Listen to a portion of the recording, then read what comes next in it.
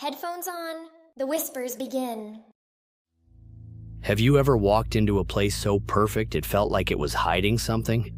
That's what I thought the first time I saw the flat. It was spotless, not just clean, surgically clean. The floors gleamed, the windows were polished to invisibility, and the air smelled faintly of lemon disinfectant. The kitchen appliances looked untouched, like props in a showroom. Even the bathroom grout was white. The rent was suspiciously low for the neighborhood. I should have asked why. The landlord, Martin, was in his late 50s, soft-spoken, with careful eyes that never quite met mine. He said the previous tenant had left suddenly due to a job relocation. He had the keys ready, the contract printed, everything in order. "You'll be very comfortable here," he told me with a thin smile. For the first week, I believed him. I work remotely, so I spend most of my time at home. The silence was intense, but pleasant at first. The building itself was quiet. Too quiet. No footsteps above, no television murmurs through the walls, just the faint hum of the refrigerator and the ticking of the wall clock. On the fourth day, I noticed the bathroom mirror had been cleaned. I hadn't cleaned it.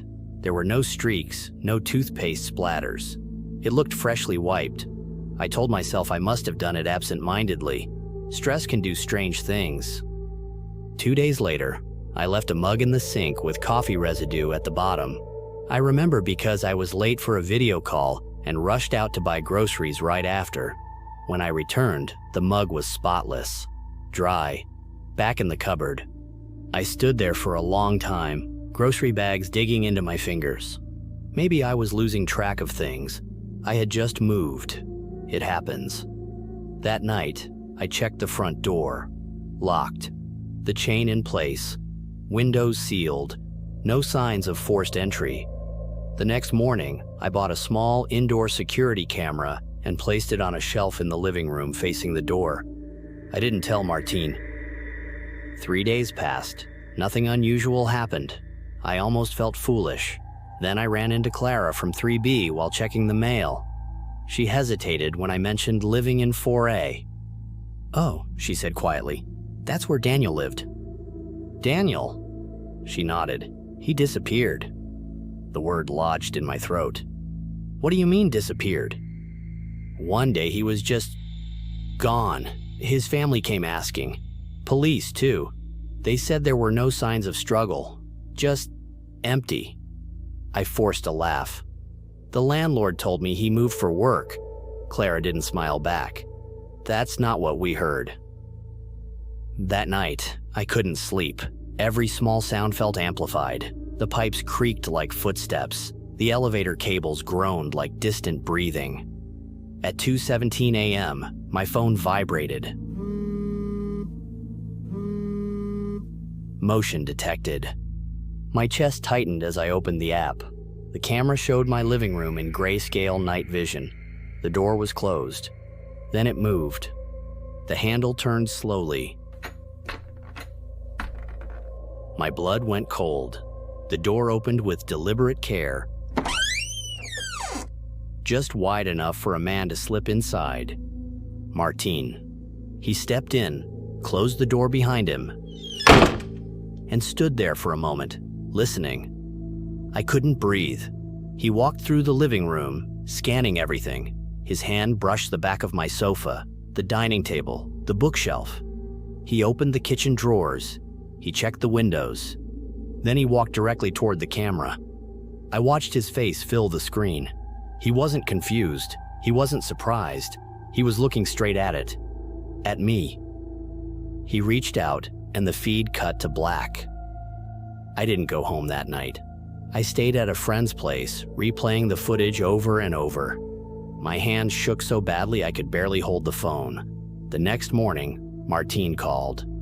"Just a routine inspection," he said calmly. "I knocked, but you weren't there. I have the right, you know. It's in the contract." I checked. There was a clause, vague wording about maintenance access. "You could have told me," I said. "I didn't want to disturb you." Disturb me. I decided to move out immediately. When I returned to pack my things, the flat looked untouched. perfect, as if no one had entered. The camera was exactly where I had placed it, but when I picked it up, I noticed the memory card was missing. My stomach dropped. I searched everywhere. It was gone. In the bedroom wardrobe, I found something else. A small envelope tucked into the corner of the top shelf. My name written on it. Inside was a single photograph. It was me, sleeping, taken from the doorway of my bedroom. The timestamp on the back was from 2 weeks ago, before I bought the camera. I stumbled backward, hitting the wall.